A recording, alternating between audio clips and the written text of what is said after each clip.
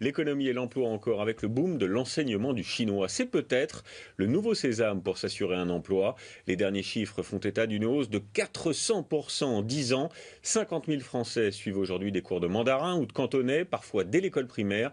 Et vous allez voir que ça ne semble pas si compliqué. Jian Benzina avec Élodie Delevoye et notre bureau à Rennes.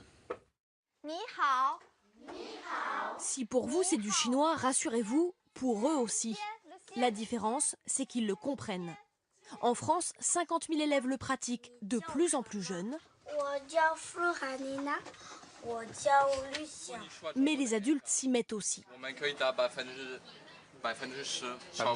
Une découverte linguistique pour certains, pour d'autres, une stratégie professionnelle. Ils sont toujours plus nombreux à miser sur la Chine. Aujourd'hui, après l'anglais, l'espagnol et l'allemand, le chinois est la 5e langue la plus enseignée en France.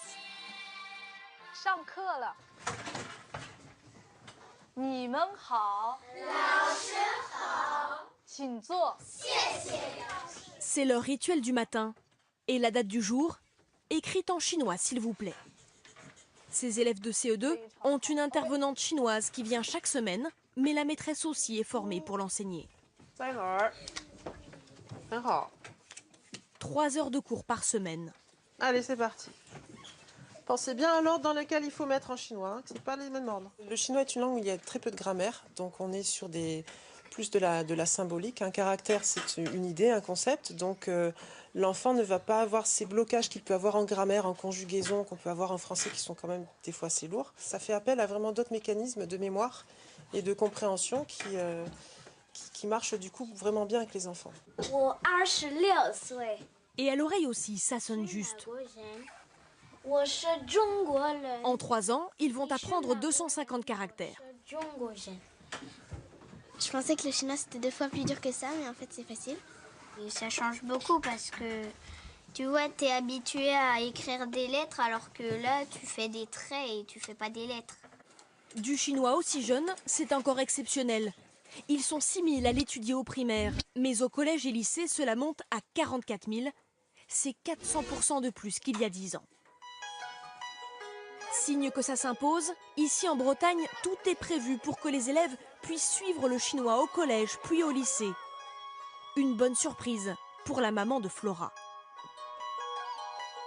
C'est une opportunité pour nous, hein. Même pour elle, pour son futur, par rapport à l'école. Et l'avenir, hein, maintenant, c'est la Chine. Car désormais, parler chinois est un sacré atout sur le marché de l'emploi. Pour s'en rendre compte, il suffit de faire un tour à l'aéroport de Roissy. Dans ce terminal, des milliers de touristes chinois débarquent tous les jours. Pour les accueillir, les panneaux sont bilingues et les vendeurs aussi. De quoi avez-vous besoin? Vous avez trouvé? Plutôt que d'acheter une petite bouteille, celle-ci est mieux et c'est la même qualité. Sur leur badge, ce n'est pas leur vrai prénom, pour ne pas qu'ils se fassent recruter par la concurrence. C'est vous dire s'ils sont précieux aux yeux de leur employeur. En 2012, on avait moins de 10 conseillers de vente en fait, qui parlaient soit mandarin, soit cantonais. Donc aujourd'hui, on en a plus de 150. Donc ça a été une évolution très très majeure au niveau de nos équipes. Alors, devant la demande des entreprises, le chinois s'invite dans tous les cursus, même ceux où on ne l'attend pas forcément. Comme ici avec ces lycéens de filière professionnelle, ou après le bac, dans ce BTS hôtellerie-restauration à Talence. Donc,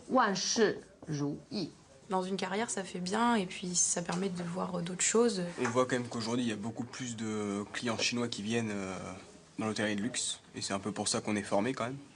Donc je pense que c'est un bon plus, surtout sur le CV. Le lycée reçoit même l'aide de la région pour ouvrir dès la rentrée une nouvelle section tournée vers la Chine. Les élèves travailleront en Chine dans ces magasins haut de gamme destinés à promouvoir les produits du Sud-Ouest. De quoi susciter des vocations chez la jeune génération qui, pour nous dire au revoir, a choisi le chinois bien sûr.